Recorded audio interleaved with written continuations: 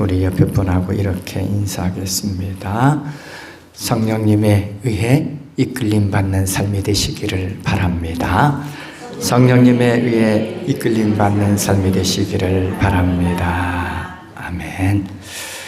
여러분이 걷는 그 한 걸음 한 걸음 성령 하나님께서 늘 인도해 주시기를 간절히 소망합니다.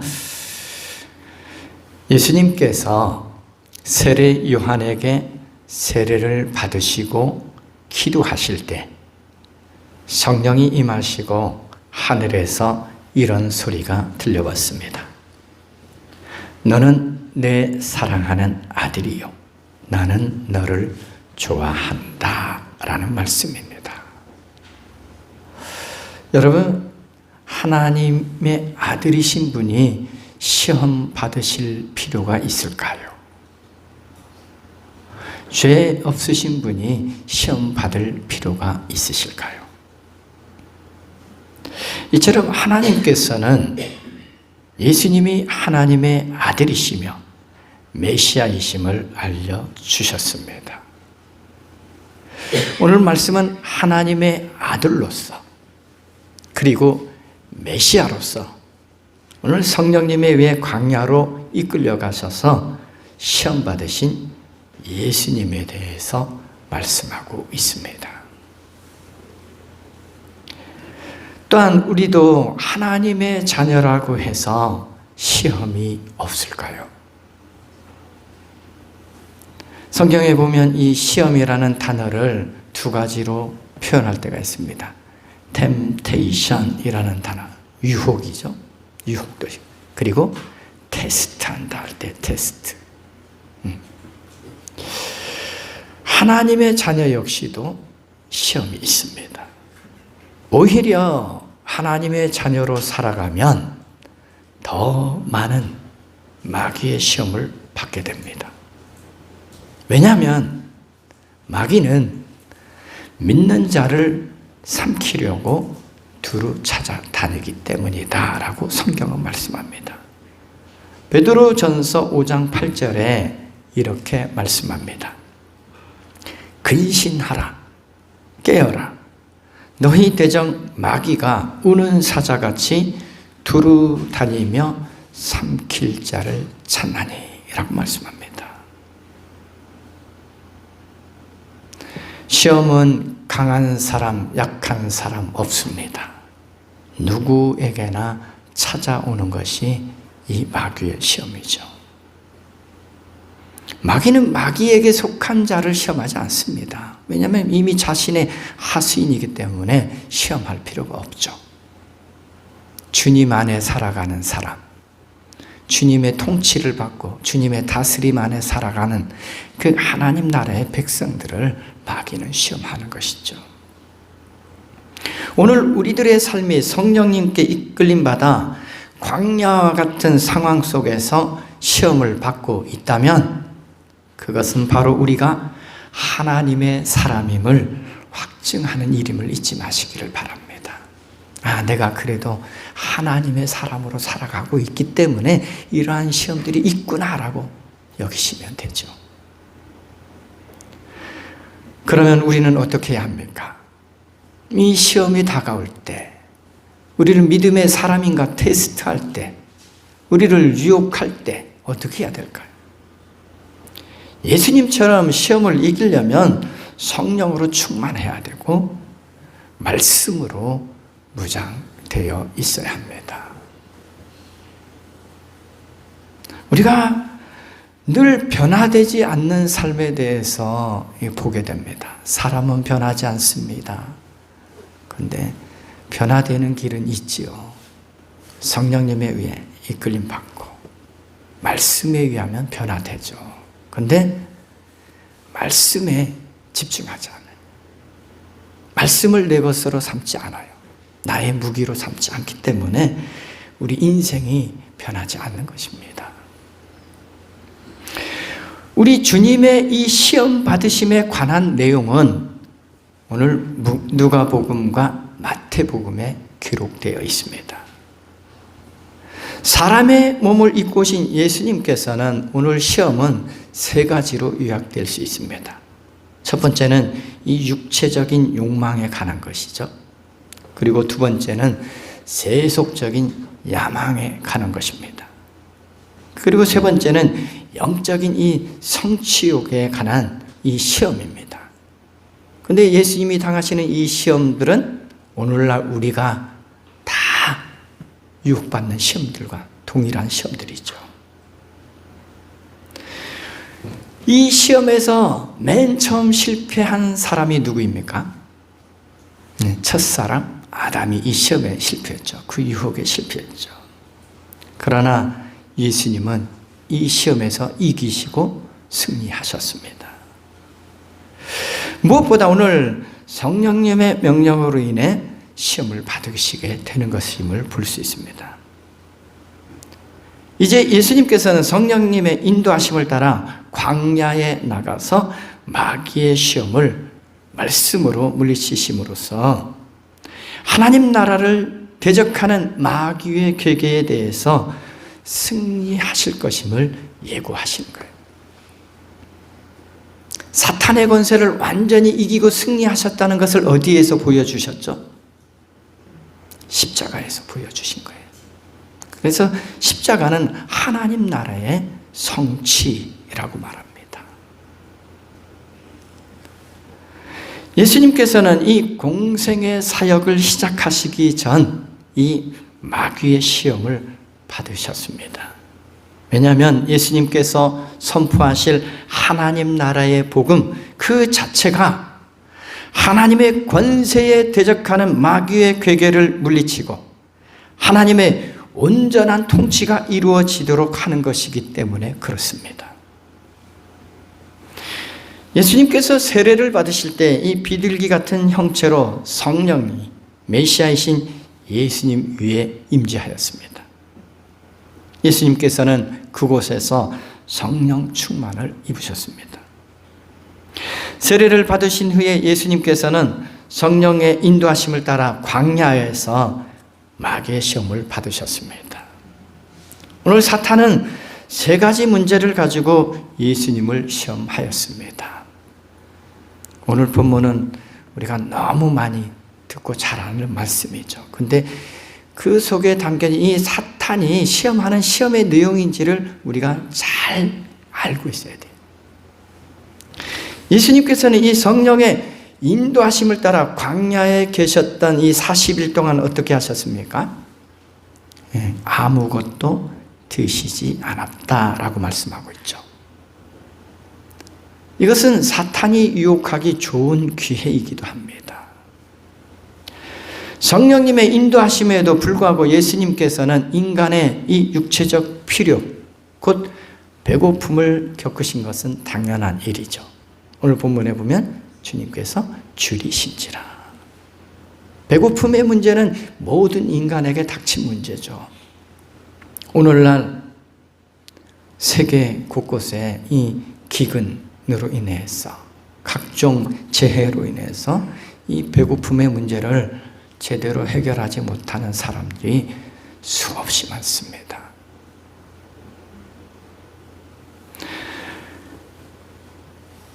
그런데 최초의 아담이 받은 시험도 어떤 문제죠? 근본적으로는 하나님의 말씀에 순종하느냐 불순종하느냐의 문제이기도 하지만 먹는 문제이죠. 먹는 문제. 이것을 먹어야 하느냐 말아야 하느냐 문제죠. 사탄은 오늘 예수님께 어떤 시험을 합니까? 떡을 만들어 먹기 위해서 그분의 신적인 능력을 사용해야 한다라고 사탄은 예수님께 말하고 있는 거예요. 하나님의 아들이거든 이라는 표현을 계속해서 쓰잖아요. 하나님의 아들이면 떡을 만들 수 있지 않냐 하는 마음. 사탄은 이 점을 이용하여서 예수님으로 하여금 범죄하도록 유혹하고 있는 거죠. 3절에 이렇게 말씀합니다. 악마가 예수님께 말하였다. 내가 하나님의 아들이거든 이 돌더러 빵이 되라고 말해 보아라. 유대 백성들은 지속적으로 자신들의 육체적 필요를 채워줄 메시아를 원하고 있었습니다. 그래서 예수님이 예루살렘에 들어가실 때도 수많은 사람들이 환영한 이유가 있어요. 메시아 구원자로서 환영한 게 아니에요. 로마의 통치 억압으로부터 구해주고 자신들에게 배고픔을 해결해 줄 수 있는 분이 예수님이라고 생각했기 때문에 환영한 거죠. 그런데 예수님께서는 이 마귀에게 이렇게 말씀하죠. 사람은 빵만 먹고 사는 것이 아니다. 이 말씀을 통해서 사탄의 유혹을 물리치십니다. 예수님께서는 신명기 8장 3절 말씀을 인용하신 말씀이죠. 이 말씀에 보면 모세가 이스라엘 자손들에게 그들을 먹이시기 위해서 하나님께서 만나를 내려주신 일을 상기시키고 있습니다. 이렇게 말씀하죠. 주님께서 당신들을 낮추시고 굶기시다가 당신들도 알지 못하고 당신들의 조상도 알지 못하는 만나를 먹이셨는데 이것은 사람이 먹는 것으로만 사는 것이 아니라 주님의 입에서 나오는 모든 말씀으로 산다는 것을 당신들에게 알려주시려는 것이었습니다. 만나는 하나님께서 자기 백성들의 필요를 공급하신다는 사실을 가르치기 위해 주셨습니다. 하나님 만나를 공급하시는 이유는 뭐예요? 그 백성을 하나님이 지키시고 돌보신다는 것을 가르쳐 주는 거예요. 하나님께서는 때로 광야에서 이스라엘 백성을 위해 하신 것과 같이 이적적인 방법으로도 채워주십니다. 하나님의 백성은 그들의 쓸 것을 채워주시는 하나님을 어떻게 해야 됩니까? 신뢰해야 합니다. 자기 자신의 능력을 의지해서는 안 된다는 거죠. 오늘 첫 번째 시험이 여기입니다. 하나님을 신뢰하라는 거예요. 마귀가 그랬잖아요. 하나님의 아들이거든. 예수님에게 능력이 없습니까? 능력이 있으시잖아요. 이 돌들로 빵을 만드실 수 있는 능력이 있으신 분입니다. 그런데 어떻게 하시는 거죠? 자기 자신의 능력을 의지하는 것이 아니라 하나님의 뜻을 따라 살아가기를 더 원하시는 거죠. 사탄의 전략을 우리는 여기서 알 수 있습니다. 사탄은 예수님으로 하여금 하나님께 대한 완전하고도 지속적인 신뢰를 하지 못하도록 유혹하고 있다라는 거죠. 오늘 믿음의 사람들을 향해서도 이러한 유혹이 있습니다. 하나님을 지속적으로 신뢰하지 못하게 만들어가는 거예요. 무엇이요? 빵이. 너무 많은 빵이. 우리가 너무 많은 빵을 갖고 있어도 하나님을 신뢰하지 않습니다. 하나님보다 빵을 신뢰할 때가 더 많잖아요. 사탄은 예수님으로 하여금 아버지의 능력보다는 자신의 능력을 더 의지하도록 시험하고 있는 것입니다. 오늘까지도 우리가 어떻게 살아왔습니까? 수많은 사람들이 내 능력 가지고 내 노력 가지고 살아왔다라고 말합니다. 우리는 그래서 이런 표현을 많이 쓰죠. 자수성가했다. 하나님의 도우심 잊어버리는 거죠. 하나님 베푸신 은혜를 생각하지 못하는 거죠. 예수님께서는 아버지의 일을 하는 아버지의 아들이 되시기 위해서 아버지의 뜻을 따르기 위해서 이 땅 가운데 오셨습니다. 자신의 능력을 드러내시기 위해서 오신 것이 아니라는 거죠. 예수님은 아버지의 뜻에 순종하는 길을 말씀하심으로써 오늘 첫 번째 사탄의 시험을 이겨내신 것이죠. 오늘 우리도 지속적으로 하나님을 신뢰할 수 있는 그런 믿음이 있어야 합니다. 예수님의 사역은 단순히 육체적 배고픔을 해결하기 위한 것이 아니라 예수님의 사역은 백성들로 하여금 회개하여 하나님 나라의 복음을 듣고 하나님의 통치를 받는 하나님 나라의 삶을 누리게 하기 위하여서 오셨다는 것을 기억해야 합니다. 그래서 예수님은 우리를 구원으로 통치하시고 구원으로 초대하시는 것입니다. 구원은 하나님의 말씀을 거역하고 자기 뜻대로 살고자 하는 범죄한 인간들을 건져내는 것입니다. 즉 사탄의 다스림 안에서, 죄의 다스림 안에서 우리를 주님의 다스림 가운데로 이끄시는 것이 바로 구원의 삶인 것이죠. 메시아 예수님의 사역에서 가장 중요한 것은 바로 말씀을 통해서 삶을 영위하게 하는 거예요. 말씀에 대한 순종으로 하나님의 통치를 받아들이는 삶을 살게 하는 것입니다. 우리는 말씀을 붙들고 살아가야 됩니다. 우리도 우리의 배고픔과 인간적인 필요와 욕구 때문에 하나님의 말씀을 버리고 하나님의 뜻을 저버리는 불순종의 삶이 되어서는 안 됩니다. 하나님의 뜻을 선택하고 하나님의 말씀을 선택하는 삶이 구원과 하나님 나라를 누리는 삶이 됩니다.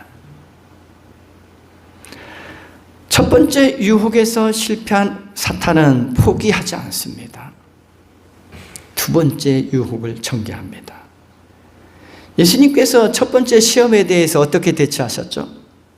성경 말씀을 가지고 대답하셨잖아요.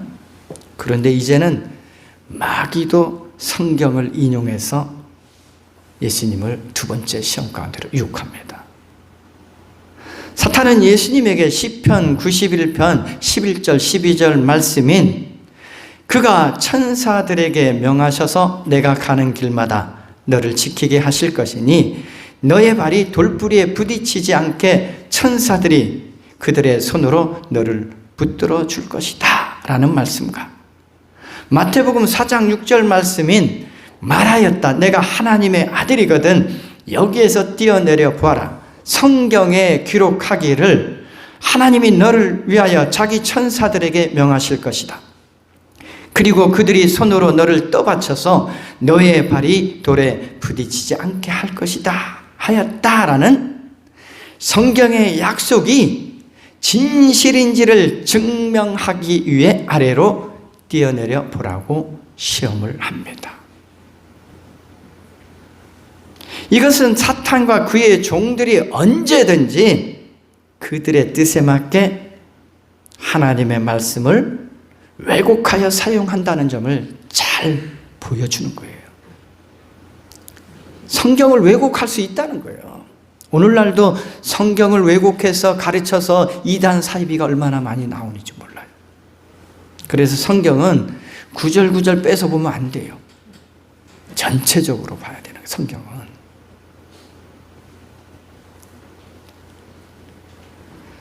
사탄은 오늘 마치 자신이 이 세상을 지배하는 천하만국의 주인처럼 말하고 있는 거예요. 오늘 예수님께서 마귀에게 시험 받은 것도 누구에 의해서 시험 받은 거예요? 성령님에 이끌려서 시험 받은 것이잖아요. 이 세상에 대한 진정한 주권자는 오직 하나님 한 분뿐이십니다. 오늘 사탄의 유혹이 거짓됨을 아신 예수님께서는 오직 하나님만을 경배해야 한다라는 말씀으로 그 유혹을 물리치십니다. 8절에 이렇게 말씀합니다. 성경에 기록하기를. 마귀가 성경을 들고 왔잖아요.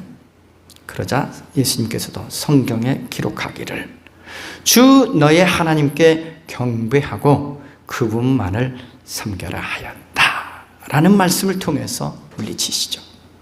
성경을 왜곡되게 가지고 온 그 사탄에게 바른 말씀을 전해주고 있는 거죠. 메시지 성경에 보면 이 부분을 이렇게 표현하고 있습니다. 일편단심으로 그분을 섬겨라. 여러분, 여러분 요즘 유행하는 톡이 있죠, 톡. 예. 거기 보면 많은 사람들이 여러 가지 문구를 써놓잖아요. 예. 코람되어 뭐 등등 여러 가지. 예. 저하고 전화번호가 연결된 분들은 일편단심이라는 글을 볼 수 있습니다. 한자로 써놨지만 저는 이 말씀을 가지고 사는 거죠. 일편단심으로 그분을 섬겨라. 그 마음을 내포하고 있는 거죠. 예수님께서는 다시금 사탄이 시험하는 말에 죄가 담겨 있음을 지적하십니다. 이 사탄이 하는 말에는 죄가 들어있어요. 예수님께서 다시 모세가 이스라엘 백성들에게 당부하는 이 신명기의 한 말씀을 인용하십니다. 신명기 6장 16절 말씀입니다. 당신들이 마사에서 시험한 것처럼 주 당신들의 하나님을 시험하면 안 됩니다.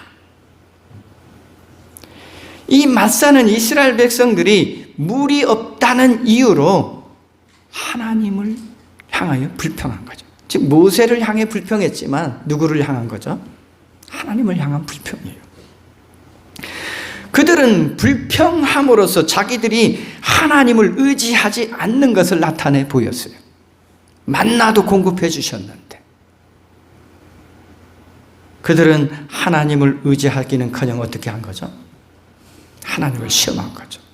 하나님은 물도 주실 수 없는 분이네. 시험하고 있는 거죠. 만나를 주신 하나님을 잊어버리는 거예요. 백성들은 하나님께서 그들과 함께 계시고 그들을 돌보시고 계시다는 것을 입증해 보이실 것을 원했다는 거죠. 하나님은 하나님의 백성과 늘 함께 하셨습니다. 이스라엘 백성들이 늘 광야를 지날 때 그 진 가운데는 뭐가 있었죠? 성막이 있었잖아요. 그리고 성막 가운데 언약궤가 있었잖아요. 그건 하나님이 늘 함께하고 계시다는 것을 보여주는 증거였잖아요. 그럼에도 불구하고 그들은 깨닫지 못한 거죠.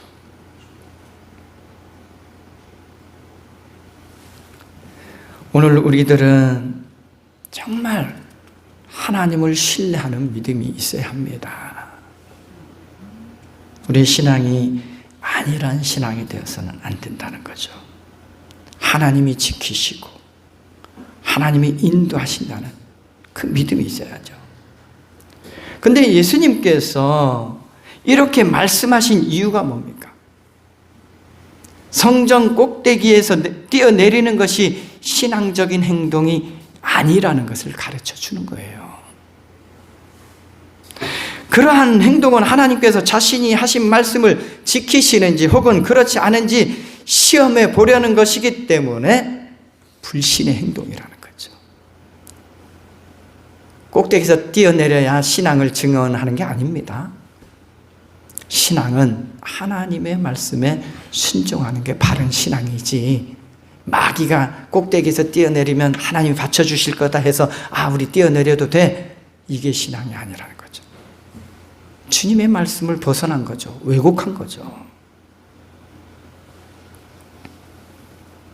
우리도 이렇게 말할 수 있죠. 나의 아버지는 하나님이시다. 내가 성전에서 뛰어내리면 우리가 이 사실을 입증할 수 있어 하면서 뛰어내릴 수 있겠죠. 그러나 예수님께서는 이렇게 말씀하십니다.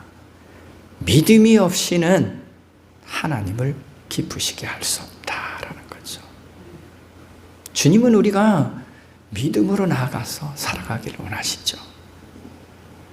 말씀에 순종하기를 원하시죠. 예수님께서는 온 세상에서 경배와 섬김의 대상이 오직 하나님밖에 없음을 다시 한번 선포하십니다. 인간이 섬겨야 할 유일한 대상은 오직 하나님뿐이라는 사실입니다.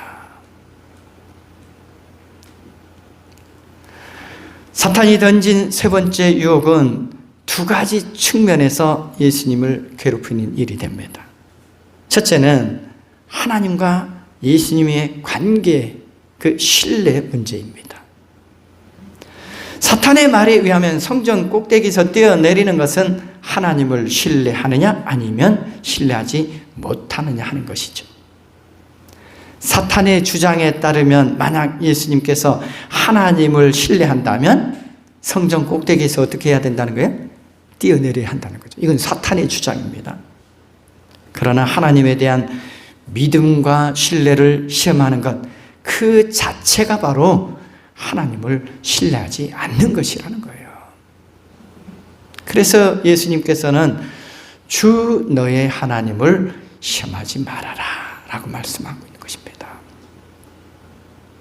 두 번째, 만일 예수님께서 그 성전 꼭대기에서 뛰어내리는 그 능력을 보여주면 군중들의 인기를 통해서 정치적인 메시아로 인정받도록 하는 것입니다.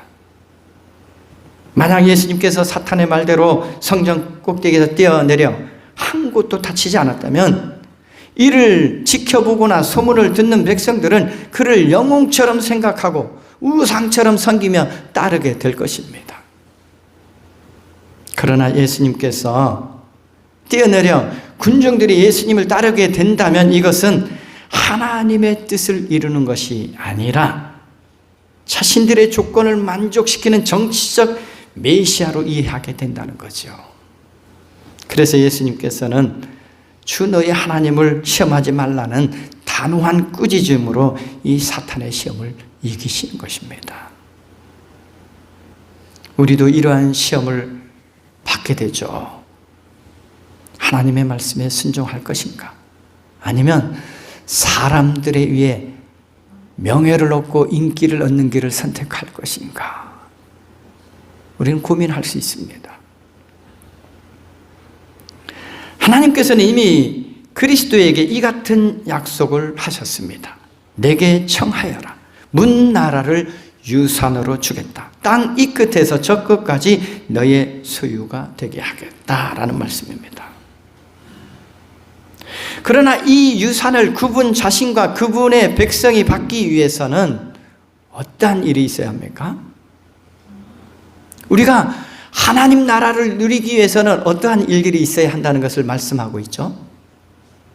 예수 그리스도께서 고난당하고 죽으셔야만 한다라는 것이죠.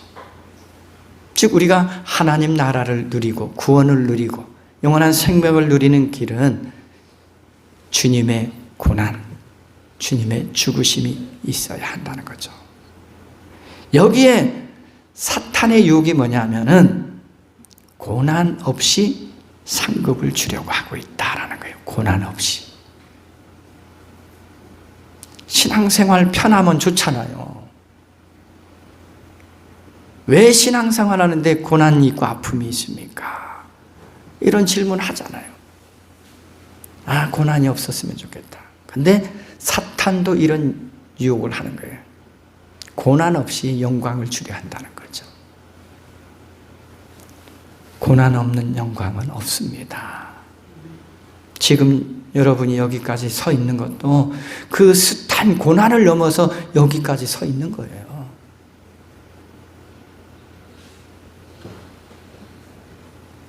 거저 주어지는 게 있습니까? 땀 흘리고 애써야 열매를 거두시지. 수고하고 애썼기 때문에, 믿음의 수고가 있었기 때문에, 믿음 가운데 고난을 받고 있었기 때문에 그래도 하나님이 주시는 평안을 누리고 위로를 누리고 기쁨을 누리고 감사하며 살아가는 것 아닙니까? 그 고난을 지나쳐 오지 않았다면 기쁨을 알지 못합니다. 평안이 뭔지도 몰라요. 하나님 주시는 위로가 뭔지도 몰라요. 왜냐하면 고난을 겪어보지 않은 사람은 이것을 알 수가 없는 거예요.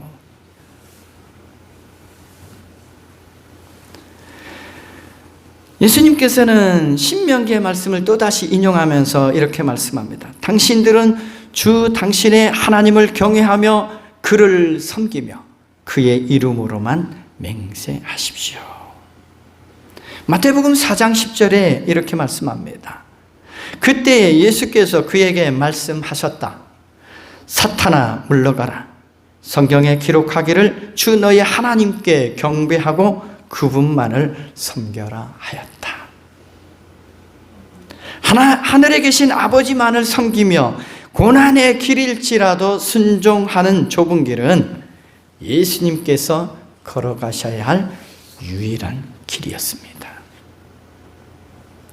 주님이 이 길을, 고난의 길을, 십자가의 길을 걸어가셨기 때문에 지금 우리가 구원의 삶을 누리는 겁니다. 그런데 오늘 예수님께서 시험을 물리치자 사탄이 어떻게 합니까? 오늘 떠나갔습니다. 그런데 13절에 이렇게 말씀합니다. 악마는 모든 시험을 끝마치고 물러가서 어느 때가 되기까지 예수에게서 떠나 있었다라고 말씀합니다. 오늘 본문에는 이렇게 표현했죠. 얼마 동안 떠나니라. 무슨 말씀입니까?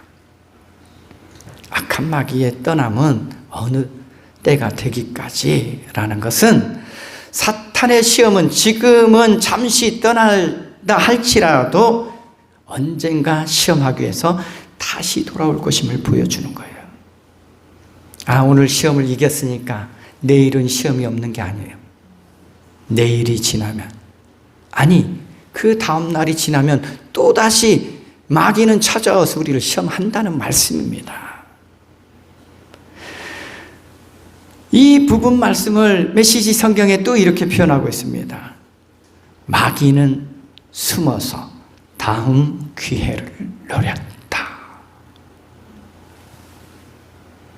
마귀는 끊임없이 숨어서 우리가 넘어지도록 시험하고 유혹한다는 것을 잘 보여주는 거예요. 그렇기 때문에 우리 믿음 생활이 어떻게 해야 된다는 거죠? 날마다 깨어 있어야 되는 거예요. 날마다 믿음에 굳게 서 있어야 되고 하나님의 말씀을 굳게 붙들고 살아가야 하는 것입니다. 우리의 믿음 생활도 마찬가지입니다. 오늘 시험을 믿음으로 잘 이겨냈어도, 말씀으로 잘 물리쳤어도 또 다른 시험이 다가올 수 있다라는 것을 생각해야 합니다. 왜냐하면 우리 평생의 싸움이 우리를 넘어지게 하려는 이 사탄의 시험과의 싸움이라고 말할 수 있죠. 믿음은 이 싸움입니다.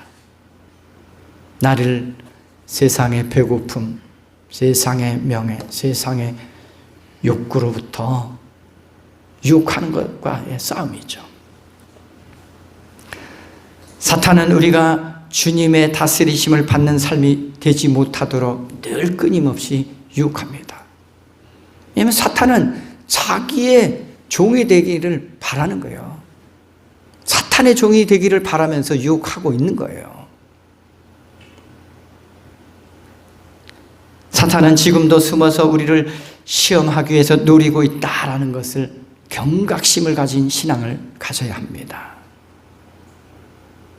그래서 우리는 늘 성령님의 이끌림 받을 뿐만 아니라 하나님의 말씀으로 무장되어 있어야 합니다.